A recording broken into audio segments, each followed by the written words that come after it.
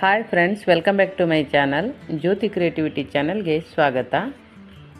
ನಾವು daily normal ಸೀರೆನ ಯಾವ ರೀತಿ ನೀರಿಗೆಗಳನ್ನು ಮಾಡಿ ವೇರ್ ಮಾಡ್ತೀವಿ ನೋಡಿ, ಅದೇ ರೀತಿಯಲ್ಲಿ ನಾನು ಕೂಡ ನೀರಿಗೆಯನ್ನು ಮಾಡಿ ಡೈರೆಕ್ಟಾಗಿ ದೇವಿಗೆ ಸೀರೆನ ಉಡಿಸ್ತಾ ಇದ್ದೀನಿ ನೋಡಿ. ಈ ಥರ ನೀರಿಗೆಗಳನ್ನು ಮಾಡ್ಕೊಳ್ಳಿ. ಹಾಗೆ ವಿಡಿಯೋ ಇಷ್ಟವಾದರೆ ಒಂದು ಲೈಕ್ ಕೊಡುವುದನ್ನು ಮರೆಯಬೇಡಿ. ಇದು ತುಂಬ ಸುಲಭವಾಗಿ ನಾವು ಲಕ್ಷ್ಮೀ ದೇವಿಗೆ ಸೀರೆನ ವೇರ್ ಮಾಡ್ಬೋದು. ನಾನು ಒಂದು ಟೇಬಲ್ ಇಟ್ಟು ಅದರ ಮೇಲೆ ಒಂದು ಸ್ಟ್ಯಾಂಡನ್ನು ಇಟ್ಟು ಒಂದು ಪಾತ್ರೆಯಲ್ಲಿ ಅಕ್ಕಿಯನ್ನು ಹಾಕಿ ಒಂದು ತಾಮ್ರದ ಕಳಶದ ಒಳಗಡೆ ಅಕ್ಕಿಯನ್ನು ಹಾಕಿದ್ದೀನಿ. ಇವಾಗ ಈ ಥರ ಎಲ್ಲ ನೀರಿಗೆಗಳನ್ನು ಮಾಡಿಕೊಂಡು ನೀಟಾಗಿ ಜೋಡಿಸ್ಕೊಂಡು ಒಂದು ಪಿನ್ನನ್ನು ಹಾಕಿ ರೆಡಿ ಮಾಡ್ಕೊಳ್ಳಿ. ನಂತರ ನೋಡಿ, ಈ ಸೀರೆ ಭಾಗ ಇರುತ್ತಲ್ವ, ಸೆರಗಿನ ಭಾಗ ಕಳಶದ ಹಿಂದ್ಗಡೆ ಹೋಗಬೇಕು. ಈ ಥರ ಹಿಂದ್ಗಡೆ ಹಾಕಿ ನಂತರ ಅರ್ಧ ನೀರಿಗೆಯನ್ನು ಕಳಶದ ಒಳಗಡೆ ಹಾಕಿ ನೀಟಾಗಿ ನೀರಿಗೆಗಳನ್ನು ಜೋಡಿಸ್ಕೊಳ್ಳಿ. ತುಂಬ ಸುಲಭವಾಗಿ ಒಂದು 5 ನಿಮಿಷ ಸಾಕು ಈ ಸೀರೆ ವೇರ್ ಮಾಡಲಿಕ್ಕೆ.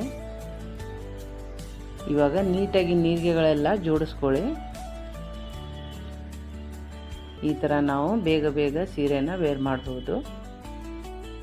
ಇವಾಗ ಬಿಂದಿಗೆ ಹಿಂದ್ಗಡೆ ಇದ್ದಂಥ ಪಲ್ಲುವನ್ನು ತಗೊಂಡು ನಾವು ಸೀರೆ ಉಡಬೇಕಾದ್ರೆ ಹೇಗೆ ಪ್ಲೇಟ್ಸ್ಗಳನ್ನು ಮಾಡಿ ರೆಡಿ ಮಾಡಿ ಉಟ್ಕೋತೀವಿ ನೋಡಿ, ಅದೇ ರೀತಿ ಪ್ಲೇಟ್ಸ್ಗಳನ್ನು ರೆಡಿ ಮಾಡ್ಕೋಬೇಕು. ಹಾಗೆ ಮಧ್ಯಕ್ಕೆ ಎಲ್ಲ ನೀರಿಗೆ ಕರೆಕ್ಟ್ ಆಗಿದೆ ಅಂತ ನೋಡಿ ಅಲ್ಲಿ ಒಂದು ಪಿನ್ನನ್ನು ಹಾಕಿ ರೆಡಿ ಮಾಡ್ಕೊಳ್ಳಿ. ಇವಾಗ ಇದು ರೆಡಿಯಾಗಿದೆ ನೋಡಿ. ಇಲ್ಲಿ ನಾನು ಕಳಶಕ್ಕೇನೆ ಬ್ಲೌಸನ್ನು ಹಾಕಿ ಕೈಗಳನ್ನು ಫಿಕ್ಸ್ ಮಾಡಿದ್ದೀನಿ.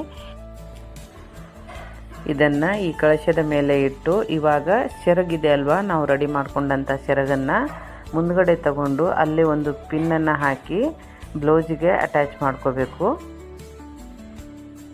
ನಂತರ ಈ ಪ್ಲೇಟ್ಸ್ಗಳನ್ನೆಲ್ಲ ನೀಟಾಗಿ ಜೋಡಿಸ್ಕೊಳ್ಳಿ. ಪಿನ್ ಹಾಕಿದಂಥ ಪಿನ್ನನ್ನು ತೆಗೆದು ನಾವು ನೀಟಾಗಿ ಎಲ್ಲ ಕಡೆ ಸ್ಪ್ರೆಡ್ ಮಾಡಿ ನೀರಿಗೆಗಳನ್ನು ಜೋಡಿಸ್ಕೋಬೇಕು.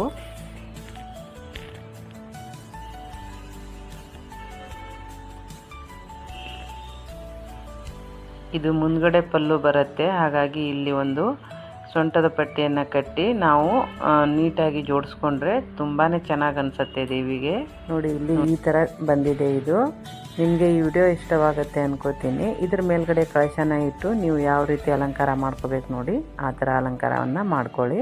ಹಾಗೆ ವಿಡಿಯೋ ಇಷ್ಟವಾದರೆ ಒಂದು ಲೈಕ್ ಕೊಡುವುದನ್ನು ಮರೆಯಬೇಡಿ.